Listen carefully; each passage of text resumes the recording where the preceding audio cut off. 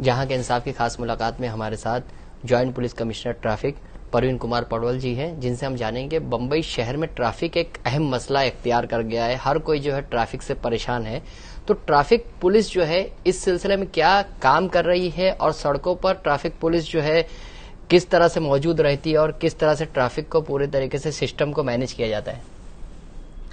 देखिए, मुंबई में वाहनों की संख्या दिन ब दिन बढ़ती जा रही है। खासकर कोविड के बाद में हर एक फैमिली, हर एक कमाने वाला आदमी सोचता है कि अपने पास अपना खुद का वाहन होना चाहिए। तो उसके हिसाब से वाहन खरीदी की संख्या, वाहन रजिस्ट्रेशन की संख्या मुंबई में काफी तादाद में बढ़ गई है और उसके हिसाब से रोड की लेंथ जितनी बढ़नी चाहिए उतनी बढ़ नहीं सकती, क्योंकि सिटी के अपने खुद के कुछ लिमिटेशंस है।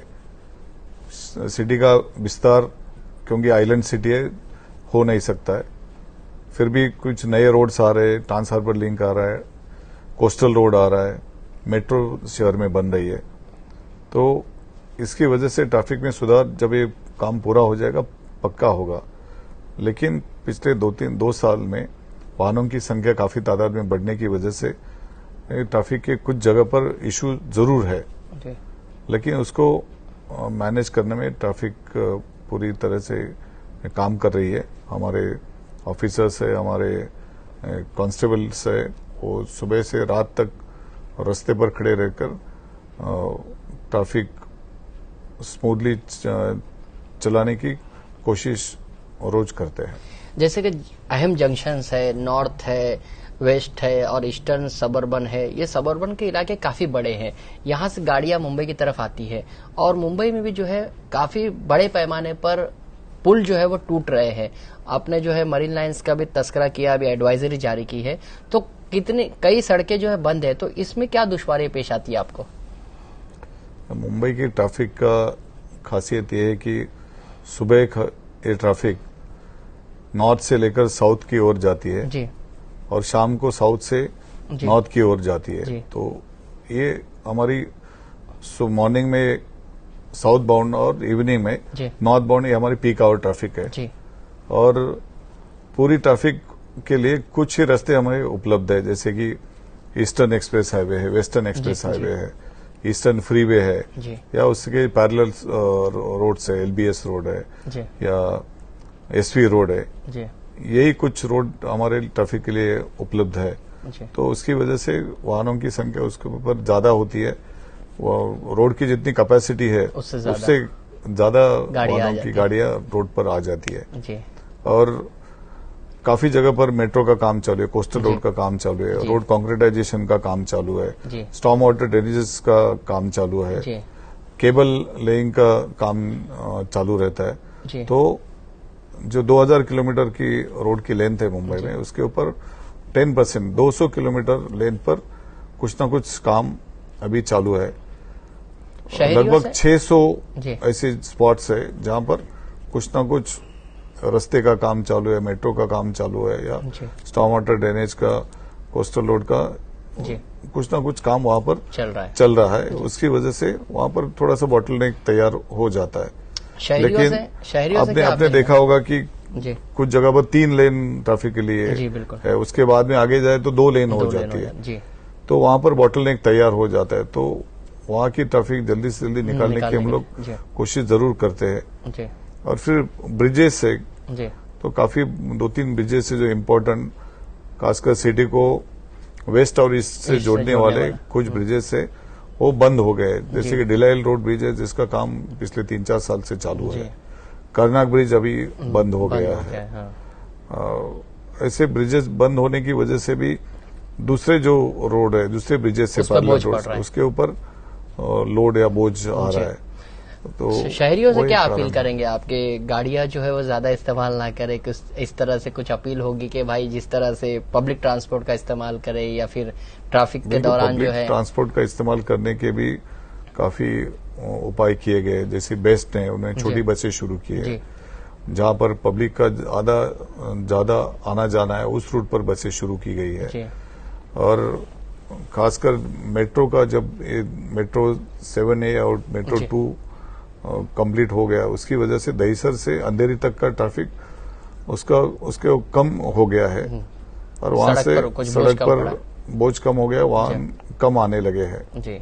आज आपने पढ़ा भी होगा कि उसकी वजह से पिछले साल का गुड़ी पाड़वा और इस साल का गुड़ी पाड़वा में वाहनों की सेल भी कुछ कम हो गई है।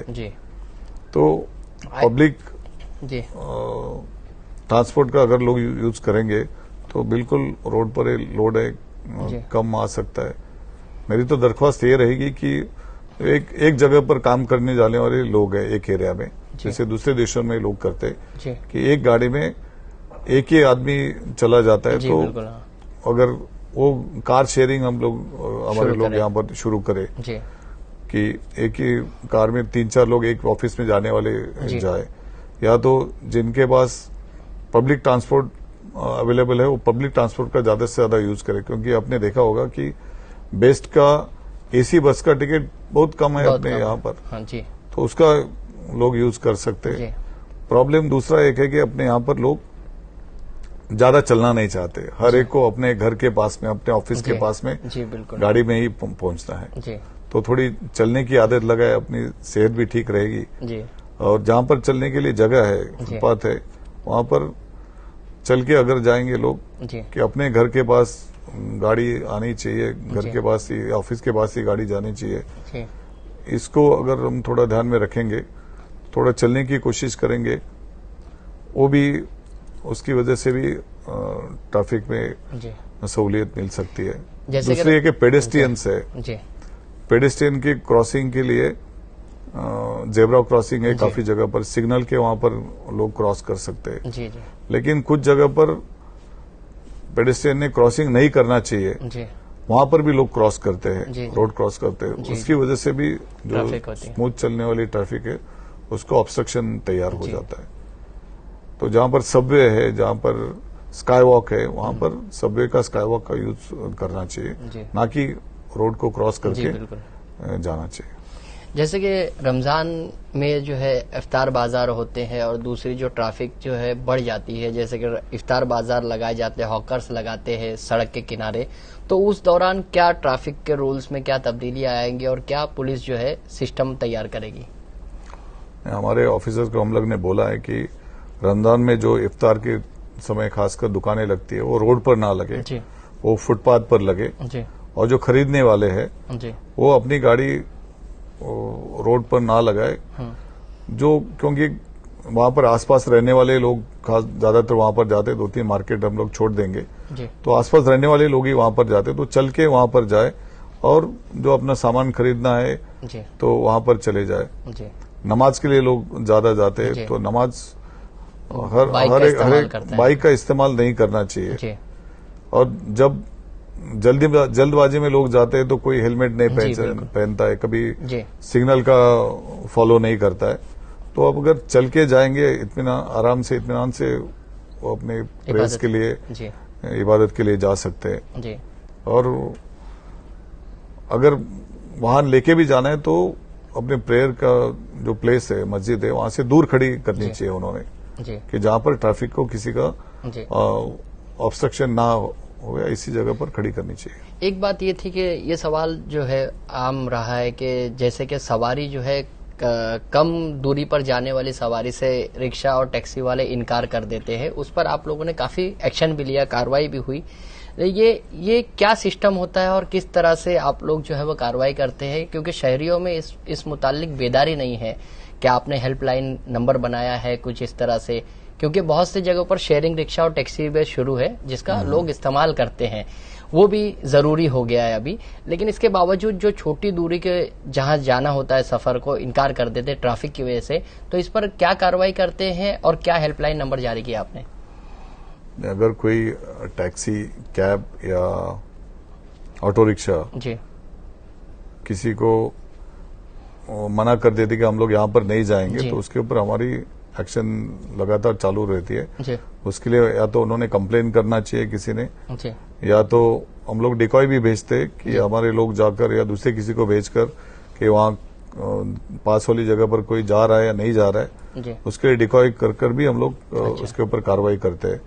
हमारा हेल्पलाइन नंबर तो है 8454999999। इसके ऊपर लोग अपनी कंप्लेन कर सकते हैं। जी आपने देखा होगा कि हमारा मुंबई ट्रैफिक पुलिस का ऐप है, जी ट्रैफिक ऐप, जी वो सभी ने डाउनलोड करना चाहिए कि जिसके ऊपर लोग ग्रीवेंस डाल सकते हैं जी बिल्कुल। कि क्या कंप्लेन है अपनी, वो डाल सकते हैं। उनको अपने व्हीकल पर कौन से कितना फाइन है वो पता कर सकते हैं।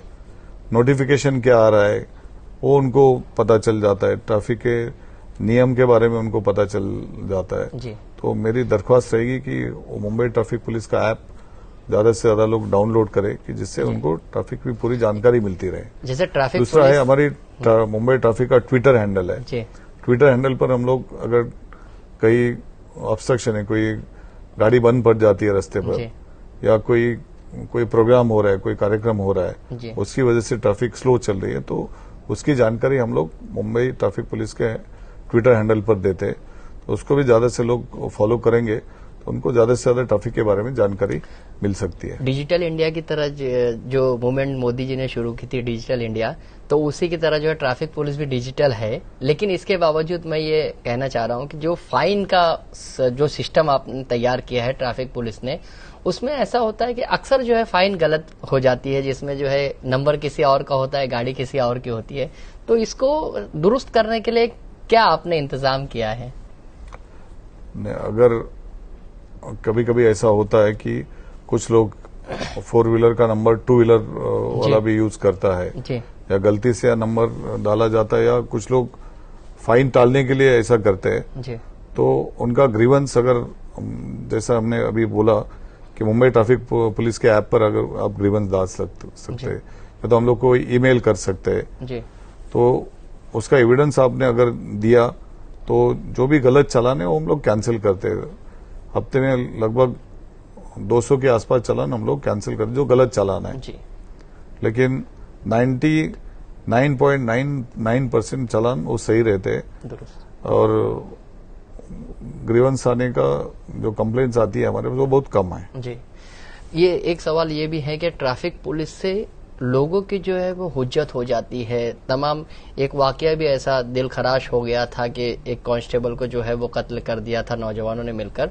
तो ऐसा यानी हुज्जत के मामलात, हाथापाई के मामलात ऐसे ना हो, इसके लिए कोई खास तरबियत या ट्रेनिंग कांस्टेबल्स को दी जाती है? बिल्कुल, हमारे जब लोग ट्रैफिक में आते हैं तो उनको लोगों से बिहेवियर कैसा होना चाहिए उसके बारे में ट्रेनिंग दी जाती है। और आपने देखा होगा कि मुंबई ट्रैफिक पुलिस की बिहेवियर देश में किसी भी पुलिस दल से बहुत अच्छा होता है, बहुत बेहतरीन होता है लोगों के साथ में।